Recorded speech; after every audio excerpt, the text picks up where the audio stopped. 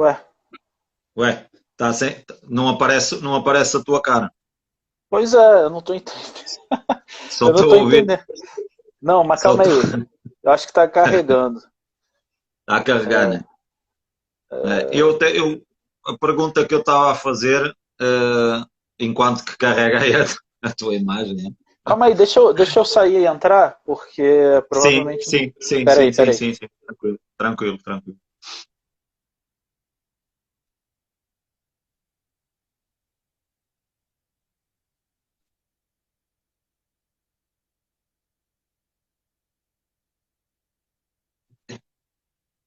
Essas conexões. Rei Physique, bem-vindo, bem-vindo, grande atleta.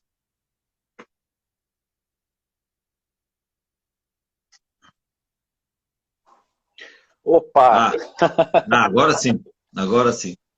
agora foi. Continuando então, a pergunta que eu estava a fazer era, pegando no tema de coach, o que é necessário para ti para se ser um bom coach? Cara, acima de tudo, primeiro lugar, experiência, tá? Não adianta o cara ter diploma. A gente já sabe que tem um monte de médico aí, doutor, que fazendo besteira, e tem um monte de gente estudada, assim, fazendo besteira. Então, experiência no sentido de saber o que fazer, quando fazer e como fazer. Porque é fácil você ler sobre, né? É fácil você ler guias e saber aplicar, fazer uma reposição hormonal, fazer uma TPC, enfim. É fácil. O problema é você saber quando você vai aplicar aquilo e principalmente ter o olhar clínico, né? Eu acho que aquele olhar de você saber, putz, é hora de mexer aqui, Partilho da que é o mesma que opinião. falta para muita gente, né? Porque a informação tem de sobra. Qualquer um pode pesquisar e tirar a informação que quiser. Sim, Mas para ser um bom hoje em coach, dia não falta é informação. Falta é saber isso. filtrar essa informação e ter o bom senso e o senso comum de saber interpretar, né, essa mesma informação. Sim, Na, sim. na época em que começaste e na época que eu comecei também, não havia informação nenhuma, né? O que nos diziam era: queres crescer, tens que comer para a frente, tens que comer muito. Então, mas comer o quê, né? Então não havia aquela Uhum. informação. Já nem falo de Sim, sim. química, né? Já nem falo da parte É, química. sim, sim. Estou a falar só de alimentação. Aqui em Portugal, isto em 2005, 2006, quando eu trabalhei a primeira vez no Grifo, noutras instalações, Uhum. eu cheguei lá com os meus humildes 70 quilos e entrei, era só pessoal de segurança da noite e tal, pessoal de polícia, de intervenção, corpo de intervenção e tal, Uhum. e aquilo era do género. Quem é esse gajo que vem aqui agora dar treino, né? Esse frango aí. Sim, sim, sim. Então, eu tinha a teoria, né? Mas ainda não tinha experiência nenhuma, como é óbvio, fui lá para o meio das feiras. Mas não havia informação, e a informação que havia era de revistas, a Muscle Mag, não chegava aqui informação nenhuma, né? Muscle Mag, Era. Muscle Fitness, Sim, não sim. havia, não havia informação, então a gente tentava. E depois começou os fóruns, né? Foi na época mais tarde, foi quando começou a haver os fóruns, aqui também houve alguns, Uhum. então era tudo um bocado underground, mas não havia informação. Agora eu acho que há informação, muita informação, o que é ótimo, mas não há assim muita gente que saiba interpretá-la bem. Sim, Não sei sem como é dúvida. Sem dúvidas. Isso é o que eu vejo generalizado, assim, tanto no Brasil quanto cá, quanto nos Estados Unidos. Irlanda eu fiquei pouco tempo, mas é a mesma coisa. Tipo, depois que teve uma democratização do acesso à internet, qualquer um pode ir lá e pesquisar o que quer, né? Eu acho que o grande segredo disso tudo, principalmente para o atleta competitivo, é que ele precisa ter uma visão externa. Ele precisa ter alguém por fora. É o que eu sempre falo. Até eu mesmo, se eu voltar a competir, eu vou precisar de alguém por fora para ver.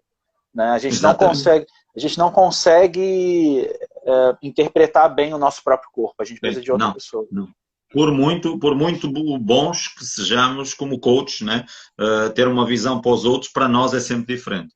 Sim, Senão sim. Phil Heath tinha sido Mr. Olympia 7 vezes a treinar sozinho, e não foi, né? Pois Ronnie é. Coleman a mesma coisa, né? Tudo. Esses Uhum. campeões, todos eles têm. Eu, pelo menos, só conheço, que eu me lembro, e conhecer pessoalmente, só conheço um atleta que teve 2 vezes no Mister Olímpia e as 2 vezes ele preparou-se sozinho. Só na fase final teve o Neil Hill, numa das vezes, e teve o ano passado a ajuda do Cris Aceto, mas já não foi ao Olímpia. Ele apurou-se 2 vezes ao Olímpia, que é o meu, que é meu mano, o meu coach também, o Rude Boy, Ricardo Correia, que agora está lá no Brasil. Também, é o único que eu conheço. Não sei se tens conhecimento de mais alguém, mais algum atleta que tenha ido para o Olímpia a preparar-se sozinho. Olha, é difícil porque a gente tem que saber interpretar o que é se preparar sozinho, né? Porque, na verdade, a maioria das pessoas precisam de mais de um, né? A gente precisa de um coach, de repente um médico, alguém para montar o treino se o cara não souber fazer, nutricionista, tem Sim. a pessoa da fisioterapia, tem um monte de coisa, né? Geralmente é uma equipe, né? Mas, eu acho que quanto mais profissionais bons tiver para agregar à preparação, melhor. Pelo menos para o atleta pensar só em treinar, ponto, em aplicar aquilo o conhecimento que lhe é passado. Né? A maioria dos casos, né? A maioria dos casos é assim. Por isso que eu sempre falava lá nos Estados Unidos, se você quer ficar grande, não pede informação para o cara que é grande, pede informação para o cara que deixou ele grande. Né? Exatamente. Então, assim, para o coach dele, né? E é um erro que todo mundo comete. O pessoal vê fulano famoso grande, vou fazer coaching com esse cara. E é só decepção, sim, né? É bom. Falou, ele é bom, ele é bom. Ele é que é bom, ele está grande, ele é bom. Ainda ontem eu assisti à live do Cris Aceto e surgiram algumas perguntas, porque é que ele não treinava atualmente. Então ele disse, você vê cantores dos anos 80 a fazer alguns agora? Não. Sim, ele já provou o que tinha que provar, né? Exatamente. Não é por estar com um físico de uma pessoa normal, pessoa comum, que não é um bom coach, né? Para mim, aliás, poderá ser, se não estiver no top 1, estará no top 3, certamente, dos coaches mais consagrados do mundo. Né? Para mim, ele é o melhor. Para mim, ele é o melhor. Eu gosto muito do trabalho dele. Porque é muito completo, né? Eu acho que ele é muito completo. Ele abrange a parte de ser nutricionista, né? E ter aquela parte especializada no bodybuilding, e também a parte de ter a experiência como atleta também. Tem a parte científica, tem a parte prática, o que faz dele uma pessoa ainda mais completa. Eu costumo dizer que a pessoa tem que subir pelo menos uma vez antes de ser coach, antes de ter... Passar pela experiência, né? Passar pela experiência. No mínimo uma vez, né? Exatamente. No mínimo para você saber realmente, porque é muito fácil você fazer o atleta sofrer, né? Se você nunca passou, né? Você tem que sofrer. Mas assim, até para alertar o atleta até para alertar o atleta daquilo que o espera.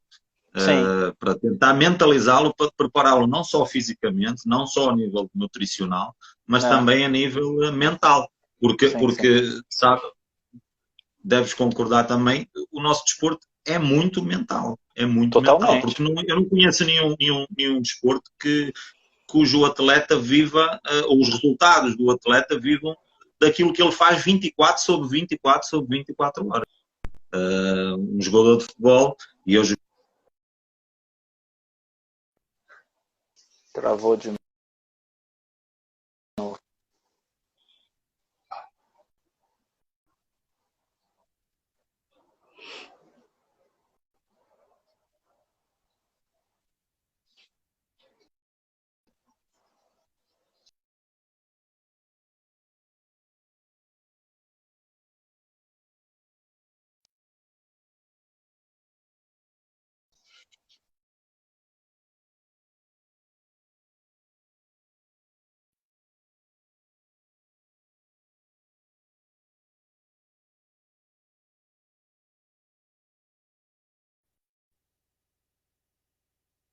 É a internet dele, né, que tá dando problema. É a minha internet? Espera aí.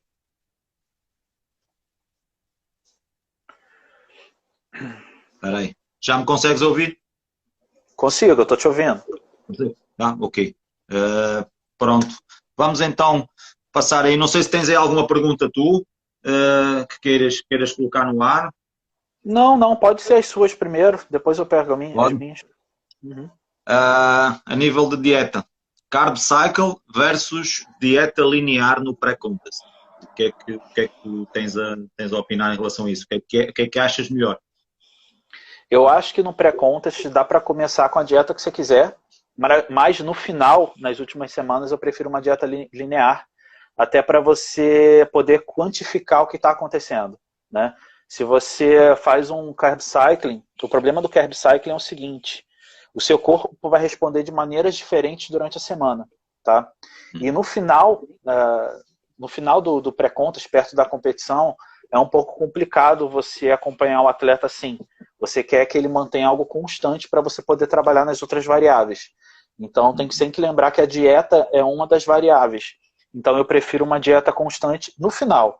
No início, cada atleta vai ser diferente. Sim, sim. E depende muito do tal olho clínico do coach, né?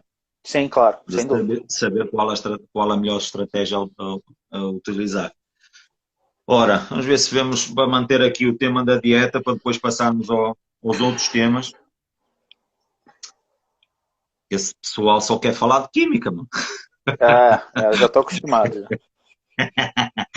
É, ora, a nível de treino, hipertrofia miofibrilar versus sarcoplasmática. Não, não entendi, repete a pergunta. Hipertrofia miofibrilar versus hipertrofia sarcoplasmática. Qual é o Minha, tipo de treino que minha preferes? opinião, de verdade, de raiz old school, Uhum. esquece esses nomes, esquece essas teorias, esquece tudo. Sim, Vai para academia, porque eu fiz aula com o Belmiro, né? Eu conversei com você aquele dia, eu fiz aula com o Belmiro Salles. sim, E além de aula com ele na faculdade, eu tive aula com o Roberto Simão, que é o mestre dele. E no final de tudo a gente aprende todas essas metodologias. Ele até me mostrou uma vez uma pasta que tinha mais de 200 metodologias, de nomes diferentes. Ele falou, cara, no fundo, o que você precisa é periodizar o seu treino. Então, assim, os dois, por que você vai fazer um só? Né? Só que você tem que saber quando que você vai mudar. Então, assim, igual aquela coisa, alta intensidade, baixa intensidade. Faz os dois, só que você faz uma época de cada e vê o que funciona para você. Eu não gosto dessas metodologias que surgiram de 3, 4, 5 anos para cá, que tem um monte uhum, de sigla, FST, SST, não sei o que lá.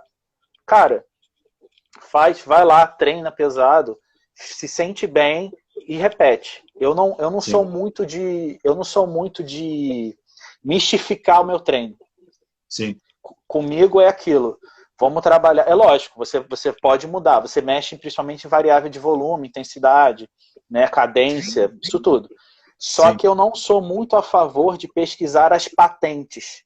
Né? Então, tipo sim, sim, assim, sim, sim. FST é uma patente, SST é outra patente. Aí tem o HIIT, enfim, eu não gosto muito. Eu não gosto. Eu não perco meu tempo, para ser bem sério com você.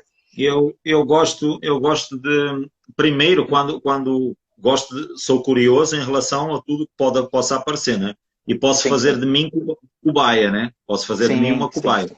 Então, fazer comigo, tentar experimentar comigo, potencialmente com o meu parceiro de treino, como é óbvio, que ele está lá e colocamos aquilo em prática e depois aquilo que eu gosto de fazer é retirar o melhor de possíveis metodologias e aplicá-las no dia, Isso, porque vai muito do feeling, né?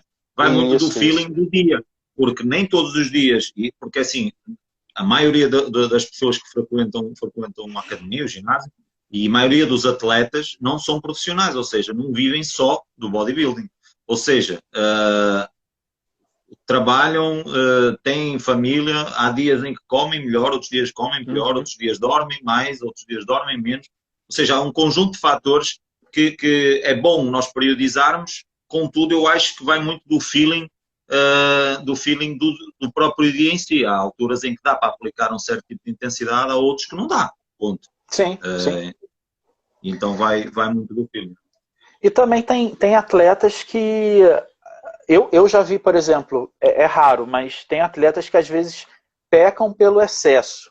Eu já vi muito atleta melhorando depois que começou a descansar mais e fazer um treino menos intenso. Como tem Exatamente. pessoas que têm que aumentar a intensidade, então isso é muito relativo.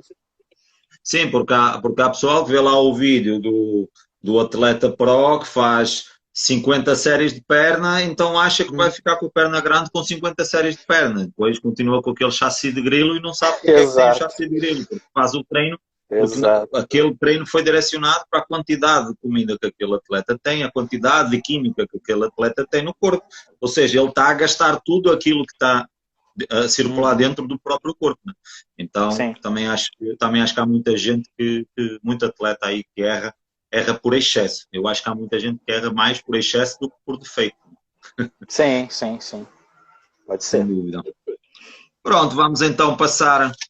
Não, vamos passar primeiro para a suplementação, que então também tem aqui de suplementação. Uhum.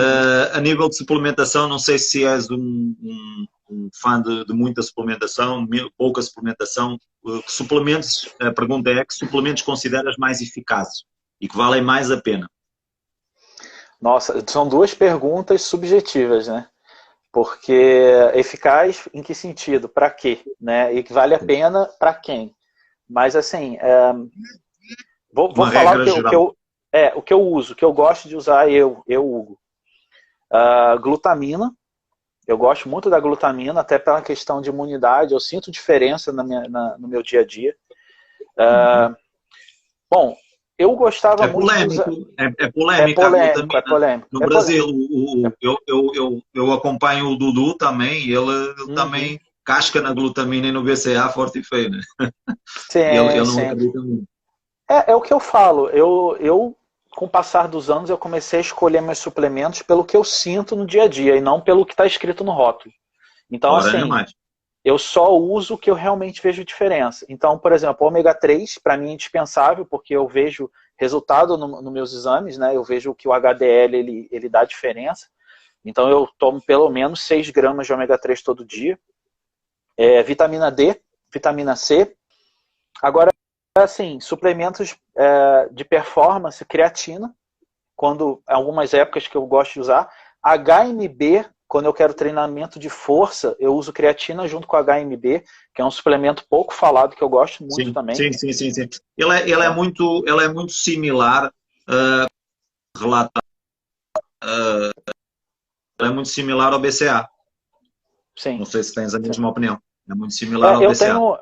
Eu tenho até um post de um estudo, esse post já tem uns 3 anos, eu acho. Ele mostrando a eficácia do HMB. Se o HMB for de boa qualidade, ele dá uma eficácia muito boa. E tem os novos EAS, né? Que são os Uhum. aminos essenciais. Inclusive, eu fiquei Sim, conhecendo pelo Rocha. O Rocha começou a conversar comigo a respeito disso. Uh, Muito cedo para te falar se é bom ou ruim, mas eu estou testando. Estou sempre a sim, testar algo novo, né? sim. Mas eu não gosto de estender muito minha gama de suplementos. Por exemplo, eu não gosto de mexer com neurosupressores, melatonina, só se eu preciso. Tem gente que toma 5-HTP, eu não gosto já de mexer muito nessa área, né? Sim, Eu sim, sim, gosto sim. assim, se a suplementação ela é feita para ganhos de massa muscular, eu vou trabalhar só ali. Eu não gosto de mexer muito nas outras partes, não. Eu vou até olhar para minha bancada para ver se eu deixei de falar alguma coisa. Sim, protetor hepático, que eu uso Sim. Liv 52, nada demais. Vitamina Aqui, C, vitamina... aqui em Portugal tem o Legalon na farmácia. Tem o Legalon Tem também, que no farmácia. Brasil também tem.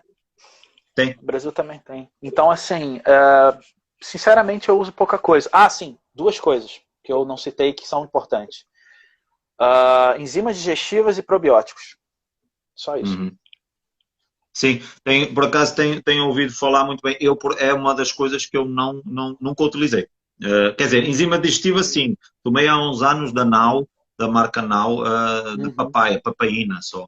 uhum. Papaya enzima da Now. Agora, probióticos nunca usei. Mas os relatos têm sido bons, sobretudo quando é off-season, ou seja, quando o volume de Come comida é maior, mais. né? Isso, Exatamente. isso. Exato. Ok. Os probióticos eu já até fiz algumas lives antigas falando só de probióticos, eu acho eles é um dos suplementos mais interessantes. Porque se Uhum. você não estiver absorvendo aqueles nutrientes, nada adianta você estar comendo, né? Sim. Então, probiótico para mim é bem interessante. Mas vamos lá, vamos pro próximo. Próximo, vamos lá então. Ora, essa também é subjetiva, pela mesma razão. Top 5 de drogas mais eficazes no pré-contest. Vamos falar de só eficácia, mais nada. Não vamos, Sim, não só vamos, eficácia, né? só eficácia. Tá. Trembolona, primobolan, oxandrolona, primobolan, oxandrolona, masteron. Se assim, eu tô botando assim, se eu tivesse que só posso usar uma. Então, tipo assim, qual seria aquela que eu escolheria? Trembolona, Sim. primobolan, oxandrolona, Oxandrolona, masteron Masteron. e... eu não vou nem falar GH, porque eu não acho que em Sim. pré-contest... Talvez a quinta seria... Difícil a quinta. Estanozolol. Hemogenin para manter a força, não? Pode ser, mas eu gosto mais da oxandrolona no final do que o hemogenin. Eu gosto Sim. mais. Hemogenin só se o cara tiver Menos muito seco. hepatotóxico, né? É menos E ela é tóxico. mais... ela retém menos, é mais estética. Mas assim, eu acho que eu colocaria o estanozolol no lugar. Sim. Essas são as mais usadas, assim, não tem segredo para ninguém. Aqui em Portugal, eu não sei se faz grande sentido. A meu ver, lá está. Eu acho que a nossa área é muito. A resposta é sempre muito depende da pessoa em si, né? Depende, claro. Mas há muita ideia aqui em Portugal de que não se usa stanozolol nas últimas semanas de preparação devido a fazer retenção. Essa ideia. Eu não concordo. Eu nunca ouvi falar nisso. Pra te falar a verdade, eu nunca ouvi falar nisso. Mas pode ser que o estanozolol daqui seja diferente do de lá, então não sei. É fake, né? Eu gosto muito. Acho que o único problema do estanozolol, é porque ele aquoso é muito melhor que o oral. Tanto em termos de performance, tudo é melhor no aquoso. Só que o aquoso dá muito nódulo, inflama muito. Então pode dar algum problema. Mas tirando isso, é um excelente fármaco. Pegando no mais polémico, né? Aquele que toda a gente fala, que acha que é a pílula mágica, né? Trembolona. A favor ou contra para quem não quer competir? Trembolona é uma das armas como qualquer outra, assim, você pode, eu não endeuso, eu não boto ela acima das outras. Eu só escolhi a trembolona na minha lista porque ela é mais eficaz, mas é por isso que eu perguntei aquilo. Só eficácia, trembolona. Mas Sim. Você tem que colocar prós e contras, você tem que botar na balança. Sim, a pergunta é feita para quem não quer competir, para quem não quer fazer competição.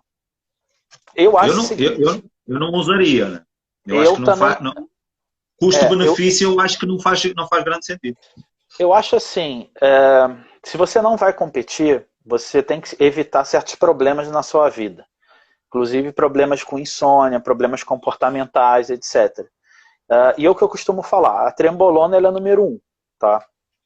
Em problemas gerais. Quando eu cito problemas, eu não cito só problemas fisiológicos, problemas psicológicos também, né? De cunho psicológico, melhor falando assim.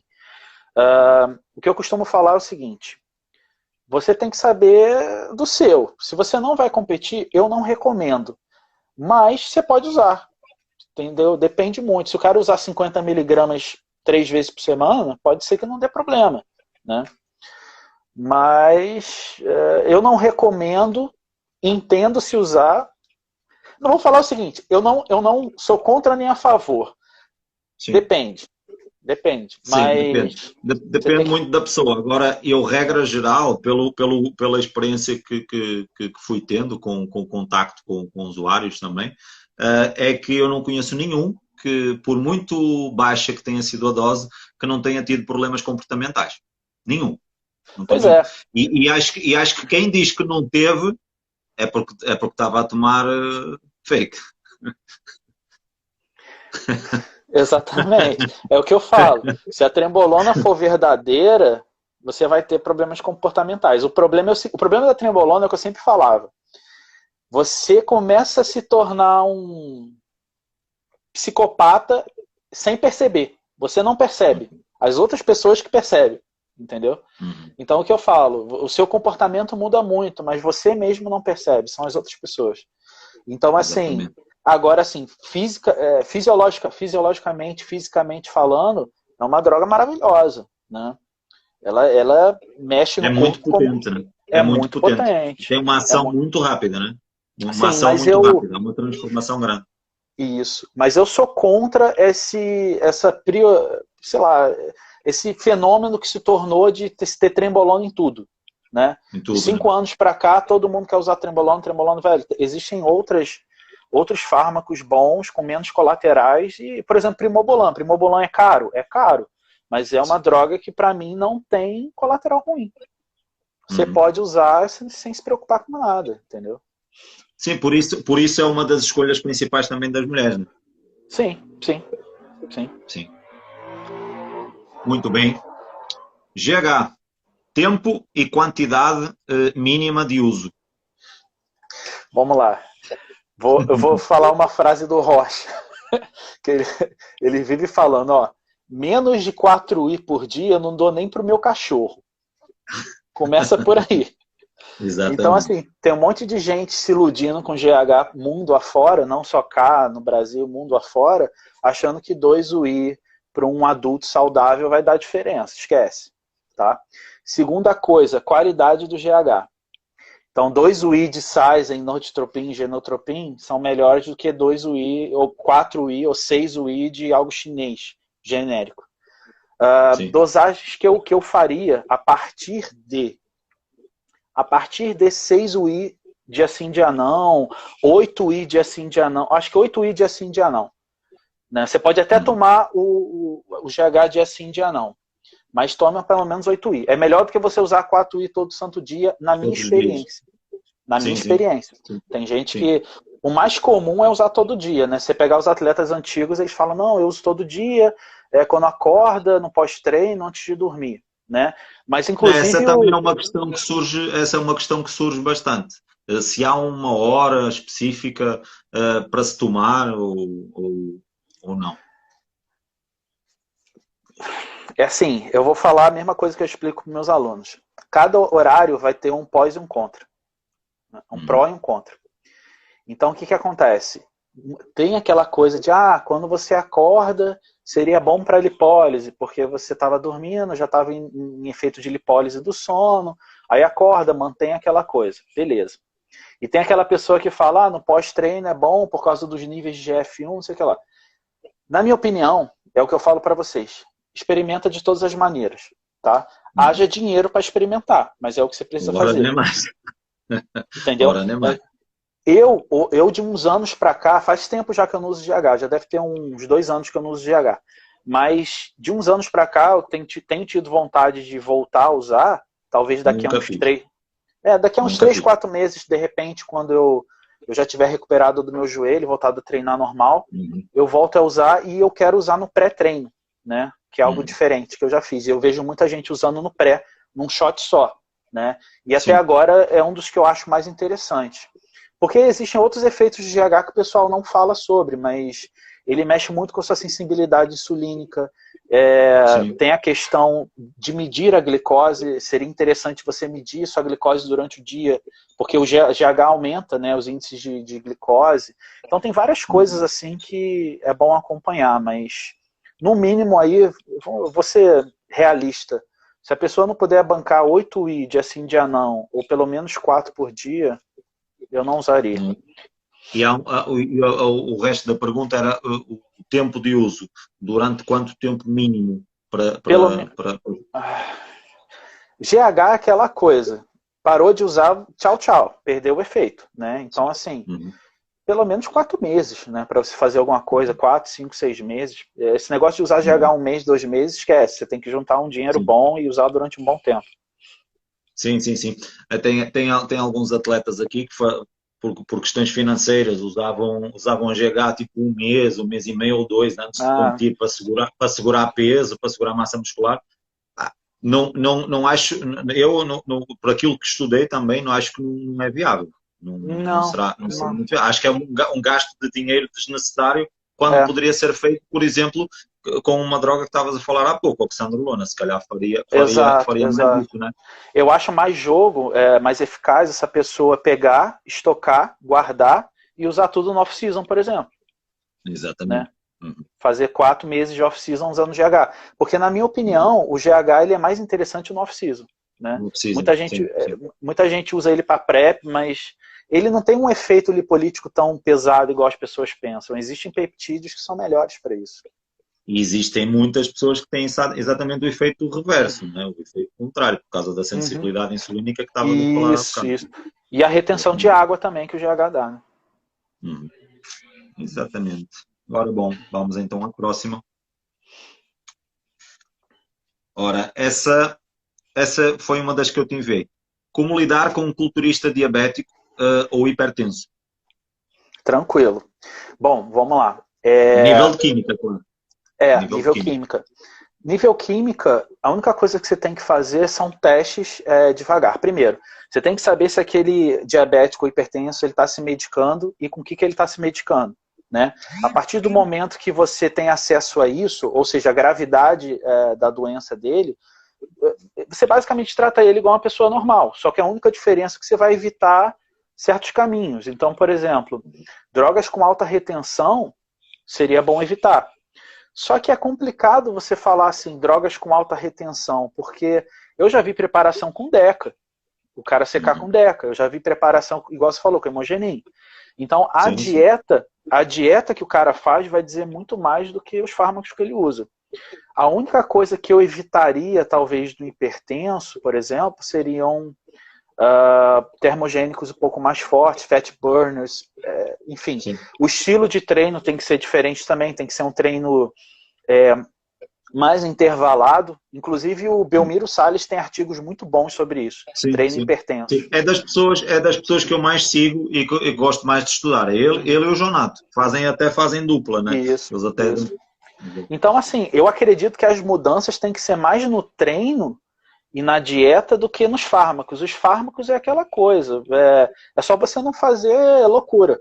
Se você não fizer loucura, dificilmente você vai ter uma alteração. O que é loucura, na minha opinião? Por exemplo, você não vai pegar uma pessoa com hipertensão arterial e jogar 150 de hemogenin todo dia para essa pessoa. Né? Você não vai pegar essa pessoa e jogar, sei lá, 1 grama de Deca, 800 miligramas de Deca, não faz sentido. Agora, se você pegar essa pessoa, fizer uma TRT com ela, vamos pegar o hipertenso, faz uma TRT com hipertenso e coloca 300 de Deca, provavelmente a pressão dela não vai mudar. Né? Agora, tem que saber qual é a causa da hipertensão e o que ela faz, porque se for uma causa de obesidade, isso tudo aí, a pessoa depois vai melhorando com o próprio treino. Agora, o caso do diabético é um caso de, assim, se o cara está regulando com insulina, cara, ele provavelmente ele vai ter uma dieta como qualquer outro. Depende muito, entendeu? Depende muito. Se a insulina do cara estiver controlada, não tem por que você fazer uma dieta diferenciada. Agora, se for uma insulina que, com certos uma glicose que, com certos alimentos, ela sobe muito, você vai ter que mudar. Eu já tive uma aluna diabética que ela ganhava massa muito rápido pelo uso da insulina. Então, qualquer coisa, ela ficava grande. Então, assim, eu tive que saber escolher os alimentos que eu passava para ela, porque, por exemplo, se ela comesse... Vou dar um exemplo. Arroz, a glicose subia muito rápido. Se ela comia aveia, era devagar. Então, é só essa questão mesmo. Mas dá para trabalhar com os dois. Ok. Muito bom. Ora, mais... Aqui já está. Existe diferença no aumento de testo entre o indivíduo de 20 anos e um de 30 anos ao fazerem o mesmo ciclo durante o mesmo período? Sim, só que não pela idade, por N fatores diferentes. Bom, o que acontece, gente? Quando você injeta uma testosterona sintética no seu corpo, ela vai ser metabolizada. Né? E essa metabolização depende de N fatores, inclusive a saúde do seu fígado, por exemplo. Né? Se você fizer um exame de sangue, né? Você vai ver lá várias taxas, vai ter testosterona total, testosterona livre, né? Tudo isso. O próprio SHBG, né, ele influencia muito nessa taxa de conversão. Então, assim, muda sim, mas não pelo fato da idade, mas sim pelo fato de serem pessoas totalmente diferentes. É por isso que, às vezes, a pessoa toma 300 miligramas e a testosterona total bate mais de 2.000, como a pessoa pode usar 300 miligramas e bater 900. Aí a pessoa fala, nossa, a testosterona é falsa. Não é. Às vezes você pega a mesma testosterona do mesmo fabricante. Assim, é lógico que existe produto subdosado, não estou falando isso, existe. Claro. Mas o que acontece? Se você pegar aquela quantidade, vamos botar 300 porque seria o normal, assim que o pessoal começa. 300 miligramas. Se bater abaixo de 700, aí você pode falar, porra, não faz sentido, tô fazendo TRT e minha testosterona total tá dando 700 nanogramas, tá errado. Agora, aí você desconfia, mas se der entre 900 e 3.000, é normal, tá? Eu já vi alterações bruscas assim. E depende muito também o dia que você faz o exame. Se você aplicar a testosterona ontem e fizer o exame hoje, provavelmente ela vai dar mais alta do que você fazer ela daqui a 2 ou 3 dias. Então, muita gente faz esses exames e já sai tacando pau no laboratório, falando que o laboratório é ruim, não sei o que lá, e o cara do lado, usando o mesmo laboratório, está dando lá em cima. Então, tem N fatores que indicam isso. Sim, as análises clínicas, não só nos níveis de testo, têm muitas alterações com muitos fatores. O principal, até sem química nenhuma, será as transaminases, né? Se vais lá fazer as análises no dia a seguir a fazer um treino pesado, muito intenso de perna, por exemplo, o valor vai disparar mais do que se esperar aí 2 ou 3 dias e for fazer as análises sem sequer treinar nada, né? Exatamente. Ok. Ora, essa também, aqui em Portugal, essa é polémica. Lá no Brasil já me parece que não há muitas dúvidas, mas aqui em Portugal há TPC ou Blast and Cruise. Prós e contras de ambos. Bom, vamos lá. Gente, no mundo afora, né, não existe mais TPC. Né? Nem a comunidade médica trabalha mais com isso, nada. Ou você entra no uso de hormônios, ou você não entra no uso de hormônios. Por que eu falo isso? TPC era uma ideia que tinha basicamente vamos botar aí, até início dos anos 2000, 2005, que o pessoal fazia uso de hormônio, desligava o eixo hormonal, depois tentava ligar o eixo de novo. O que acontece? Com o passar dos anos, depois de 1, 2, 3, 10 TPCs, seu eixo vai ser cada vez mais difícil de voltar. E o eixo hormonal não é uma ciência exata. Não é algo que você joga uma droga e ele volta. Entendeu? É algo que cada pessoa vai ser totalmente diferente. E até hoje eu nunca vi um estudo que diga assim, vou fazer isso e o eixo volta. Tirando uma substância que eu vou falar já já. Então o que acontece? Os médicos, tanto os médicos como a comunidade de fisiculturismo foi vendo isso. Então é muito mais saudável, viável, barato você manter uma reposição hormonal. Porque se você parar para pensar, se você mantém aquele nível de testosterona estável, né, que seja 1.500, por exemplo, vamos botar um exame que bata 1.500. Você mantém aquele nível estável, o seu corpo ele vai se adaptar àquilo. É melhor do que você ter uma montanha russa, né, de usa, não usa, usa, não usa. Então o que acontece? Depois de talvez 1 ou 2 anos, você vai ver que suas taxas estão ótimas.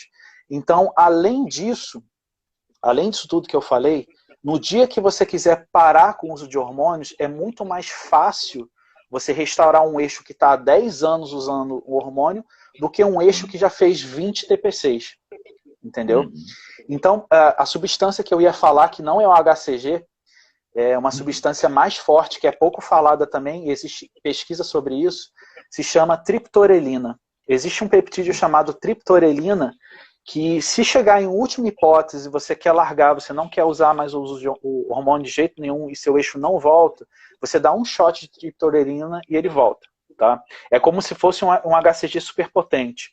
Só que qual é o risco? Essa triptorelina ela não é muito divulgada, porque se ela for mal utilizada, ela deixa a pessoa estéril, entendeu? Então é algo perigoso. É perigoso de mexer. Mas enfim, em resumo, é mais saudável, mais barato e contribui melhor para os seus objetivos. Se você está usando hormônio para ganho de massa, por que você vai ganhar 10 quilos e depois perder 8, 9? Né? Sim, faz todo sentido. Faz todo sentido. Tudo Então, tem a ver com o objetivo, né? Se tens um objetivo de fazer carreira e fazer competição durante X tempo, não faz sentido parar, né? Parar completo, sim, parar e vou fazer TPC. Agora, quando exatamente. decido, daqui a não sei quanto tempo vou parar, não vou fazer mais, não penso fazer mais, acabou. Aí Então você aí se para. calhar, Sim. sim, exatamente. Então Eu vou dar, já tem outra. eu vou dar Sim, meu sim, sim. exemplo mesmo. Eu uso hormônio ininterruptamente desde os 23 anos. Vamos botar aí 10 anos de uso. Quando eu me acidentei, quando eu tive o acidente do meu joelho em agosto de 2019, eu parei. Eu parei com tudo. O meu eixo foi recuperar agora em janeiro, né? Uhum. Então eu acompanhei por exames, né? Eu fiz a TPC, usei o HCG, aquilo tudo. Em janeiro ele voltou, ou seja, demorou 6 meses basicamente para ele voltar. Então, assim, isso é uma pessoa que usou 10 anos. Eu usei 10 anos sem parar. Então, é o que eu falo. É muito mais fácil você manter o uso. Exatamente. Sem dúvida, também concordo com aquilo que li e ainda para mais depois de ter lido também o teu livro, né? Ah, é. Fiquei ainda com melhor ideia e mais lúcida fiquei Sim, em sim. relação a isso. Ora, agora umas perguntas mais abrangentes. Já cá estiveste, né? Quanto tempo é que estiveste cá da primeira vez? Eu fiquei um ano no Um Porto ano? também. Uhum. A pergunta é a seguinte: vês potencial em Portugal para se tornar em algo semelhante ao Brasil, a nível de atletas, preparadores, competição, redes sociais, conteúdo nas redes sociais, por favor? Desculpa, não entendi a pergunta. Travou aqui. Se vês que Portugal possa ter o mesmo Ah, potencial, se tem potencial para se tornar num futuro recente, num Brasil a nível de geral, coach, preparador, visto que o Brasil teve um boom muito grande nos últimos anos, até a nível de marcas, apoiar os atletas e por aí fora, tudo por aí. acredito que sim, porque eu encontro muitas similaridades cá em Portugal com o Brasil 10 anos atrás. Exatamente as mesmas similaridades, né? Algo que eu converso com o Rocha o tempo inteiro. O público está começando a se desenvolver da mesma forma. É lógico que o Brasil é um país de 200 milhões de habitantes, né? Então Claro. é um mercado absurdo de fitness. As pessoas lá são mais vaidosas, tem essa coisa toda do brasileiro. Porém, cá em Portugal, aos poucos, as pessoas estão levando mais a sério. Eu percebi isso quando eu morei cá em 2018, e agora, ao voltar, eu percebi mais ainda, né? Que está cada vez, está crescendo exponencialmente. Sim. Então, eu acredito que sim, e principalmente pelo fato de você estar importando muitos brasileiros, né, profissionais do É isso que eu Brasil, ia dizer. É isso que eu ia dizer. Sim. eu acho que é capaz de se tornar até um Brasil 2.0, assim, melhorado, Sim. porque Melhorado sem tanta experiência, sem tanta cobaia, né? Já com mais sim, certeza, né? sim, sim, sim, sim, sim. E assim, cá na Europa as coisas são mais organizadas, hein? Então é mais Sim. fácil, por exemplo, se a gente quiser botar um atleta para competir aqui em San Marino, é aqui do lado. Quer competir na Claro. Espanha, na Itália, é um voo de 30 euros, 40 euros. Sim, sim, Então, sim, assim, é muito mais fácil nesse sentido. Então, acredito que talvez seja até melhor o cenário daqui a 5 anos aqui em Portugal, talvez. claro. Então, no teu caso e no caso do Rocha, né? Vocês veem-se os dois como tipo, vocês vão fazer o trabalho aqui, né? Que vocês fizeram lá 10 anos atrás. Partir pedra, como se costuma dizer É, aqui, né? só que melhor, né? Só que assim, já passando com essa experiência toda, né? Que a gente vem Exatamente, com acumulando. todas as experiências, exatamente. E a outra também em geral, essa também pessoal. O porquê de já teres estado cá, foste para os Estados Unidos e voltar para Portugal, já que os Estados Unidos são, segundo a pergunta, o melhor país para o culturismo. Concordo. eu sempre falo, eu só não fiquei nos Estados Unidos porque a questão do visto lá é muito complicada. Então, assim, eu tenho vários amigos lá, amigos que eu conheci lá e amigos que conhecia antes, enfim. Tem uma galera de aluno lá, de amigos, enfim. E o que eu sempre falo, Estados Unidos é sensacional. Quem puder ir, ficar, arrumar um visto de trabalho, fica sensacional. A única questão dos Estados Unidos, tem duas coisas, na verdade, por que eu não fiquei lá. A primeira é a questão do documento, é muito complicado. Tá? Então, por exemplo, você se legalizar lá, para a maioria das pessoas, só casando. Mas lá tem um monte de gente legal, não vamos entrar nesse assunto, mas Claro, todo mundo sabe que tem e é tranquilo, você pode ficar também. Eu não quis, né? E a segunda questão é que eu acho que o ritmo de trabalho para quem mora nos Estados Unidos é muito agressivo. Então, assim, cá na Europa, não vou nem falar só em Portugal, mas cá na Europa, as pessoas aproveitam mais o estilo, o descanso, as pessoas são um pouco mais... Usufruem mais dos prazeres da vida, se calhar. Isso. Não são tão só trabalho, só trabalho. Isso. Estados Unidos, cara, money talks, entendeu? É o tempo inteiro fechando um negócio, vai, volta, trabalha 10 horas por dia. Lá tem muito mercado de coaching. Então, assim, eu cheguei lá, para você ter noção, na segunda academia que eu treinei, que a academia lá é $10 por mês, é muito barato. Qualquer academia assim é 10, 20 dólares no máximo. E na segunda academia que eu treinei, já tinha pessoas me reconhecendo do canal do YouTube. Já teve brasileiro falando, você que é o Axel Tijuca? Eu falei, E daí eu já fui arrumando aluno. Então, tipo assim, lá chove. Para quem é da área, chove gente querendo. Sim, costuma dizer, é o país das oportunidades, né? Exato. Essa frase, ela diz tudo e é super verdade. Lá é o país das oportunidades. Qualquer pessoa, até sem documento, a pessoa que chega lá, fica ilegal, se legaliza depois de 10 anos e conhece gente, cresce, abre negócio. Então lá você consegue fazer as coisas. Só que eu não quis ficar lá exatamente porque eu queria algo mais tranquilo. Eu não queria viver sob pressão de ter que trabalhar.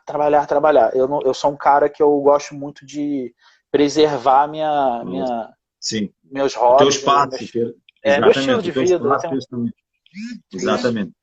E também sou assim, aliás, quando nos conhecemos, a nossa primeira conversa, eu falei exatamente disso, né? Da oportunidade que eu já tive de sair e não ter saído pela mesma razão, por gostar de ter aqui as minhas coisas e tal.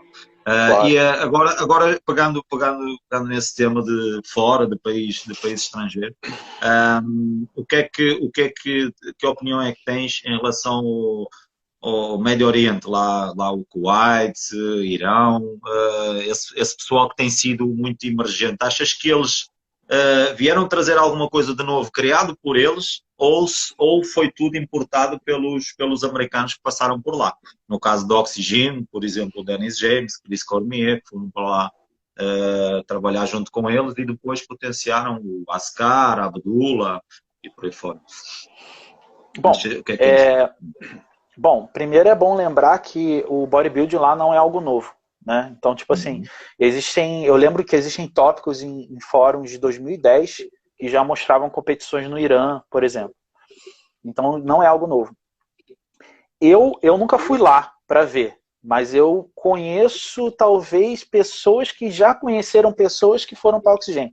Então, assim, eu não tenho acesso direto, eu tenho acesso direto às informações. Mas eu não posso falar, pisei lá, igual, por exemplo, o Balestrin. Balestrin pode falar, sim, isso lá. Exatamente. Eu também, as únicas informações que tenho de lá foi através dele, de ter falado com ele, e do Rude Boy também, que ele estava no Dubai, então chegou a ir lá também, tinha lá muitos amigos, inclusive Rolly, Winkler e por aí fora, que falavam muito. Mas o que eu falo é o seguinte, eles não adicionaram nada novo. O que acontece para mim é o efeito inverso. Tem muito atleta que saiu dos Estados Unidos para ir lá, ver como é que era e voltou para os Estados Unidos depois. Né? Porque viu assim, primeiro que eles têm um regime insano de treino, de dieta, de confinamento e de uso de hormônio. Todo mundo sabe que não é segredo para ninguém que lá é protocolo kamikaze. Né? Então, É. Então tem um vídeo, inclusive, que Não é um eu botei. espelho, né? Não é o espelho É, mágico que eles vão lá tirar foto, né?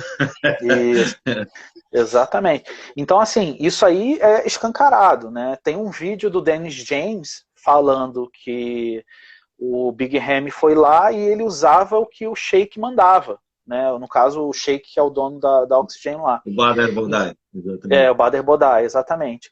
Então, lá no Oriente Médio tem muito essa cultura dos sheiks, né? Usarem os atletas como cavalo de corrida. Então, como que eu estou citando isso?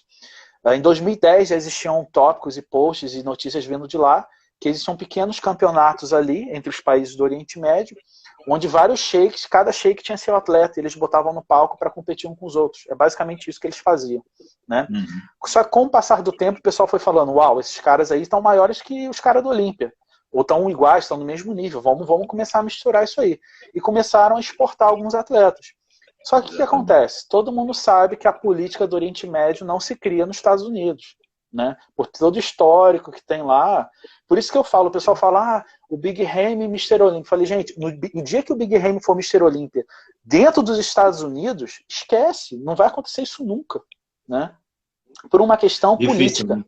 né? Por uma questão Difícil. política, exatamente. Mesmo sendo preparado por um americano, né? Mesmo Não, sendo mas preparado. Assim porque como o Adi Chopin também. O Adi Chopin também é, tem criado muita polêmica no 212, sim, né? sim. Primeiro Eu foi não difícil para ele entrar, né? Ele entrar com o visto dele não aprovava nunca. Porque, gente, as pessoas têm que entender que Mr. Olympia é um título político. Ele é um título, você é o maior nome do esporte. Então você tem que saber, você tem que ir para entrevista, você tem que vender marca, você tem que fazer. Você imagina um Big Ham fazendo isso, que mal fala inglês? Não vai fazer, né? Então, Exatamente. assim, é basicamente isso. Tem atletas muito bons, mas lá o pessoal, tipo assim, você pode ver. Lembra do Baitolá? Morreu? Sim, o Baitola, falecido Baitola, sim, sim. O Baitolá morreu. E, assim, tem vários casos de atletas lá que ou faleceram cedo ou pararam de competir devido a doenças graves, né? Sim. Tem o próprio Isaac, é Isaac alguma coisa também, eu tenho ele no meu Instagram. Ele era um puta atleta, grande pra cacete, e parou de competir porque teve um problema muito grave. E, só finalizando, o Regan Grimes, o canadense, Sim, ele foi sim. pra lá, voltou cheio de problema também, e decidiu voltar porque estava com problema. Então o que acontece? É o abuso em cima de abuso, né? Não é segredo para ninguém. Sim, sim. Sim, sim, sim, sim. O único caso que eu me recordo que saiu e voltou foi o Nathan Diasha. Deve ter sido o único. E o Brandon Curry que ainda continua lá, né? Que ainda Tem, continua. o Brandon Curry, ele meio que fizeram o nome dos caras, né? Agora, né? Vamos ver. Sim, sim, sim. Exatamente. Exatamente. Pronto, eu acho que deixa-me só ver aqui, não sei se tem alguma pergunta, deixa eu ver se alguém colocou aqui alguma pergunta. Perguntaram sobre Pharmagrade, deixa eu ver aqui. Aí em Aí, Portugal vocês têm acesso à maior variedade de AS Pharmagrade? Vou dar a minha opinião de quem saiu do sim, Brasil e veio para cá. exatamente, sabes os dois mercados, né? Eu acho que O sim. mercado lá. Acho Sim, que sim. sim. O Brasil é mais difícil. Mesmo a nível de underground, achas que é mais fácil arranjar aqui? De qualidade, não estou a falar de qualidade. Não. Assim, não. O Brasil tem muito laboratório. O Brasil, assim, você chove, cara. É muita opção. Então, assim, tanto em nível de facilidade, preço e qualidade, eu acho o Brasil mais fácil. Porém, aqui, para procurar Pharmagrade, coisa de farmácia, aqui é muito melhor. Então, assim, fica elas por elas, assim, no sentido de tanto faz, porque cá é um pouco mais caro, se você pegar a moeda do euro, quanto se ganha cá e quanto se paga, é mais caro. Porém, a gente consegue coisas com qualidade. Já no Brasil tem muita opção de tudo, tudo, tudo. Tem laboratórios bons, ruins, laboratórios baratos, caros, e assim, a venda é muito mais largada, digamos assim. Ali, a nível de laboratórios, tens algum que aqui em Portugal, na Europa, tenhas como referência? Eu ouvi-te falar na Balkan e numa live, né? Sim, Balkan, sim. sem dúvida, né? Bom, até eu consegui enviar os da Grifo para cá, né? Que é meu patrocinador lá no Brasil. Eu tenho usado Balkan. Tenho usado não, eu comecei e começou a quarentena, né? Mas é a Balkan. E, olha, em 2018, quando eu estava cá, eu usei Magnus. Falaram que a Magnus decaiu. mas eu ainda não pude comprovar isso. E sempre Sim, que puder... aqui surgiram algumas marcas também, surgem umas, saem outras. Teve aqui uma inglesa, MedTech, aqui há uns Conheço, que conheço. falavam muito bem da GH dela, Uhum, uhum. falavam muito bem da GH dela, que seria a mais, do mercado underground, que seria a mais aproximada de grau farmacêutico, mas saiu do mercado. Saiu do mercado, pelo menos no Reino Unido. Eles mudaram de É, nome, provavelmente. mas depois não sei se a qualidade é mesmo ou não. Porque de resto, pelo conhecimento que tenho, é Balkan. A Alpha Eu, Pharma desapareceu também, né? A Alpha Pharma também é, desapareceu daqui. eu usei Por isso. MedTech quando eu estava na Irlanda, cara, em 2000 e... Pô, nem sei, 14, 13. Faz 2014, muito, faz por muito aí. tempo. Mas eles tinham Por uma aí. tritrem, que era uma trembolona de 3 ésteres. Era Sim, tritrem. sim, sim, sim, Essa sim, era, sim. Tinha era, aquele Big and Full, tinha o é, Big and Full e tal. Eu recordo-me disso, eu recordo-me era, disso. era boa, era uma boa marca, né? Hoje eu não Sim, sei. tinha bom feedback, eu tive bom feedback com essa marca também. Né? Pronto, eu acho que, deixa-me só ver se não ficou aqui mais nenhuma. Não sei se tens alguma pergunta a fazer tu, né? Me perguntaram sobre o livro. Gente, os livros que eu trouxe cá para Portugal acabaram. Mas acredito que assim que acabar essa quarentena, esses problemas de Eu envio, eu tenho, vou. eu tenho, eu tenho, É, eu tenho. o Marcos já Eu fui pegou o dele. rápido. É, mas assim que Eu fui. acabar esses problemas, eu tento mandar para cá mais uns 20 ou 30 e eu vou postar no meu Instagram. Pensas em dinamizar o teu canal no YouTube fazendo vídeos cá, com atletas cá, por aí fora? Tens alguma ideia em relação a isso? Olha, eu costumo falar que eu sou o cara que eu faço qualquer tipo de proposta que o pessoal chama para parceria, eu estou fazendo porque eu gosto muito Exatamente. desse meio, eu gosto muito do meio fitness das pessoas. Mas assim, o canal do YouTube de motivação, ele vai ficar só para motivação.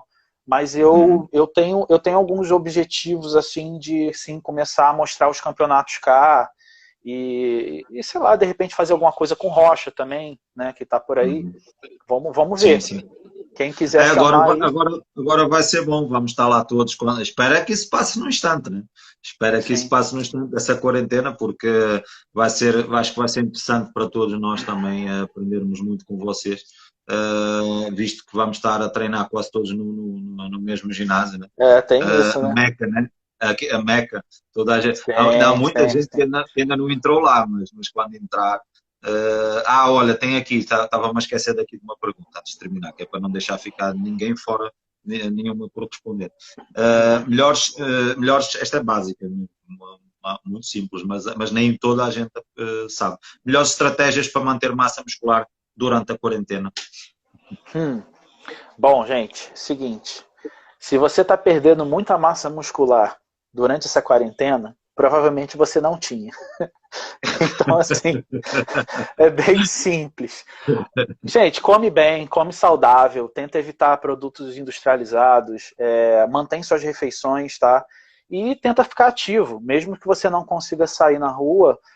Eu tenho alunos, por exemplo, que estão treinando 2 vezes por dia, fazem 2 treinos curtos de 30 minutos, né? E tem Uhum. dado certo, né? Qualquer coisa, gente.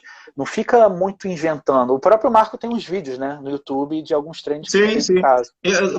Depois disso pediram para fazer mais vídeos e eu acho que não faz grande sentido. Eu coloquei lá um conteúdo simples, Uhum. básico, que pode ser executado 4, 5 semanas, Sim, mediante o grau de resistência que as pessoas têm disponível. Por isso exa acho que é por aí. Olha, exatamente. está-me aqui o Instagram a dizer que isto está a terminar. Acho que também veio mesmo na altura. Sim. O Gão, foi um prazer mesmo. Vamos fazer mais disto porque mais temas vão surgir, ok? Ok. Foi um prazer mesmo. Tá, mano? Um Aquele prazer. abraço. Abraço, Tudo bom. gente. Tchau, tchau. Vamos falando.